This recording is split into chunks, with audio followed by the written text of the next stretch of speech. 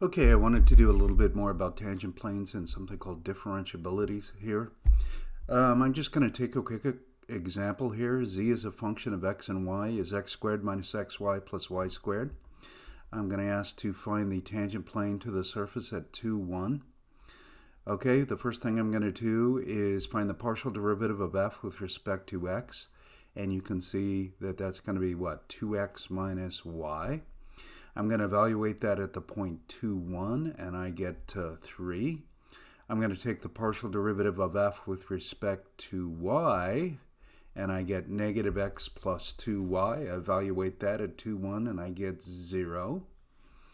Okay, and then I'm going to evaluate the function itself at 2, 1, so find the corresponding z value. F evaluated at 2, 1 would be 2 squared minus 2 times 1 plus 1 squared is 3. The equation of the tangent plane is going to be this then. It is going to be z equals your original value, function value 3, plus f sub x evaluated at 2, 1, that's 3 times x minus 2, plus f sub y evaluated at 2, 1, which is 0, times y minus 1. All that boils down to, if you want it more succinct here, z equals 3 minus 3, 3x minus 3. Okay? You can see that's actually the equation of a plane in what? In 3 space. Okay? Now I'm being a little bit lazy. I am saying the set of all points x, y, z in 3 space that satisfy this condition. Okay? So pretty easy. Let's talk about tangent plane approximations here. In Calc 1, when you guys did a tangent line approximation at a particular point, okay, y is a function of x. Find the tangent line at the point is the first thing you would do. Okay, that turned out to be what? Just y equals b, right, the corresponding y value here, plus f prime at a times x minus a, right? Okay. So this line has the same first derivative at the point AB that the actual function does, and it also goes through the point AB. Okay, so that's the tangent line. Now, if I'm going to evaluate the function at a nearby point here, so a value of x, let's say, which is a plus a tiny change here, okay, and let's call that x naught. Okay, so x naught is small, so I write approximately 0 here. I'm just saying it's small. Okay, then an approximation for the value of the function at x naught turned out to be what? The value of the tangent line at x naught. Okay, now if I evaluate the tangent line at x naught, well, remember that x naught is a plus delta x, so that little change here. If I substitute that back into this formula, I'm saying y naught, the value of the function at x naught, is approximately then what? B plus f prime at a times what? A plus delta x minus a, which is the delta x, and you've got this. So this is what we had for the tangent line approximation, okay, back in Calc 1. Okay, so trying to approximate the value of the function at a nearby point, or a nearby value of x, which is near to a. Okay, what about the tangent plane approximation? I've got z is a function of x and y.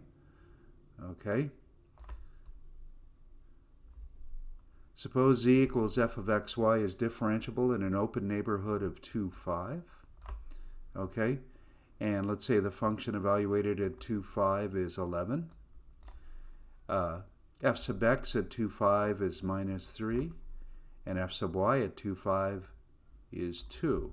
Notice I didn't even in this problem give you an actual function, right? Okay, I just gave you these parameters, these facts about the function at 2, 5. Find an approximation for the function evaluated at 2.1, 5.05 using the tangent plane. This is going to be very easy here. Here's what you do. Let's just get the tangent plane first, an equation for the tangent plane. would be the set of all points x, y, z such that z is what? The value 11. Okay.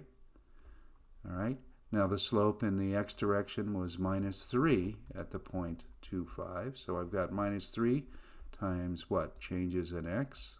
Okay. And the slope in the y direction was what? To 2. So I've got 2 times what? The changes in y. Okay, you can see the 0.25 sitting there.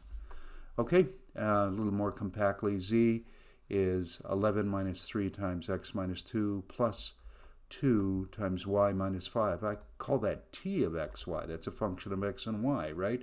T stands for tangent, okay? Tangent plane in this case. Alrighty?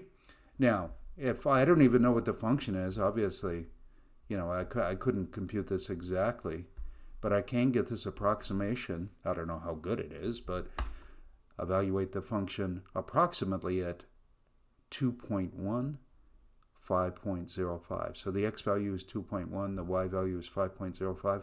What I'm going to do is just say the function at 2.1, 5.05 is approximately, right, that squiggly equals, approximately the tangent plane evaluated at those 2 points. Now I can compute that. Okay, so I'm just going to substitute in 2.1 for x and 5.05 for y. Okay, and evaluate that, and I get, when all said and done, 10.8. So you should be able to do problems like this as well. And it was interesting because I didn't even give you a formula for the function, and you can still get an approximation. Again, I'm saying this is close to 2, 5. Okay, but I really have no idea, particularly since I didn't even define the function, how good an approximation this actually is. Okay, that gives you some kind of estimate here. All right, in general, z is a function of x and y. You guys know this, that what? F sub x, the partial derivative, you're only changing in what? The x direction. So it's the limit as h approaches 0 of f of x plus h, comma y minus f sub x y over h.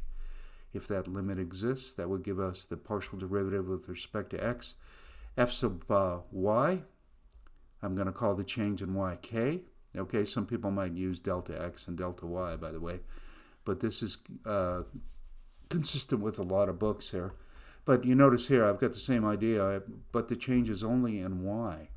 Okay? And I'm going to take the limit as k approaches 0. So that's f sub y at xy. Now, this is actually a definition here. I should have said that, okay? But definitions are underlined here. F of xy is differentiable at a particular point if f sub a plus delta x, f sub, comma, b plus delta y. So I'm thinking about what? In a neighborhood of the point AB, okay, somewhere around AB, okay, I can evaluate the function in the following way, that the function evaluated nearby is the function evaluated at AB plus f sub x at AB delta x plus f sub y AB delta y plus error 1 times delta x plus error 2 delta y, where the errors go to 0 as both x and y go to 0. Okay? Now the errors usually depend upon delta x, delta y, and AB. Okay? So these are actually functions. These are error functions. Okay? Those are epsilons, not eta, but that's epsilon. Okay? So think of epsilon in this case as being error. Okay? So do you recognize, now I put these little marks above here. Do you recognize this? Well, that's the tangent plane approximation. What we're really saying is a function is differentiable at AB if the tangent plane approximation at AB is good. Okay? What does that mean, good? That means the error between the function and the actual tangent plane approximation goes to 0 as delta x and delta y both go to 0. Okay? In such a way, that the errors here, this is a different order of magnitude of error. because these are both being multiplied by delta x and delta y here. Okay, so it's very specific here. Now in Calc 1, you might remember this. Maybe your teacher gave you this definition here. I usually do when I teach Calc 1 because I want to, prep people for this, the generalization. Y equals f of x is differentiable at AB if what? F of a plus delta x is f at a plus f prime, some number, right? That's actually the derivative, delta x plus an error times delta x, where the error here, even relative, so the total error relative to delta x goes to 0 as delta x goes to 0 here. Okay? So this would be another way of defining differentiability at x equals a. Precisely this. Okay? All right? Can you see here the tangent plane? Or, I'm sorry, the tangent line. That's the tangent line. Okay? It's saying the function is well approximated by the tangent line. So the difference between the two, the actual function and the tangent line, even when divided by or compared to delta x, is small. Okay? And we're just generalizing that idea up here. So the error between the function and the tangent plane, even compared to delta x and delta y, becomes what? Small. Okay? All right? Here's some other terms for differentiability. Locally linear, that's not a very good term, maybe. Locally flat would probably be better, because that sounds more multidimensional here. Linear makes you think of what? Just, regular Calc 1 differentiability. Okay? Locally flat, I guess I say right there. But I'll usually just say differentiable. Okay, I want to throw in a quick theorem. This is something that you can remember here. I'm not going to ask you to prove it or anything. The proof is not actually all that hard, but I'm going to go ahead and just mention it now. If f sub x and f sub y, in other words, those partial derivatives, exist and are continuous in an open neighborhood or an open set of the plane, then f sub xy, I shouldn't say sub, f of xy is differentiable at each point in E. Okay? You're going to need this to be open here. You don't want to worry about boundary points and stuff. Okay? So if the partial derivatives are continuous on the open set, then the function is differentiable in that open set, or at each point in the open set if you like that better. Okay? Find a function exercise for you that is not differentiable on at least one point of the plane. Okay? Now let's come back here to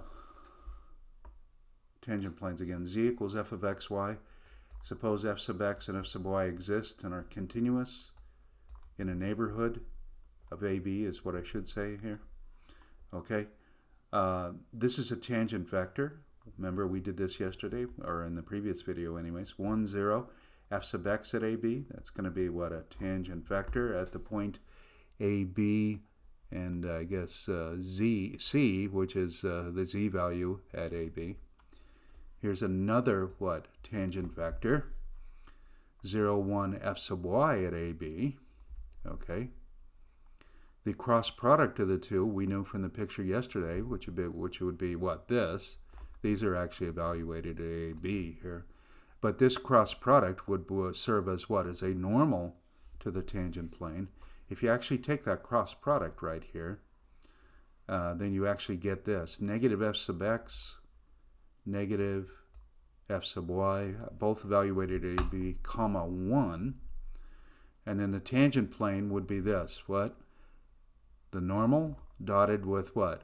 X minus a, y minus b, z minus whatever the function was at AB, right? That's what I was calling C mentally here.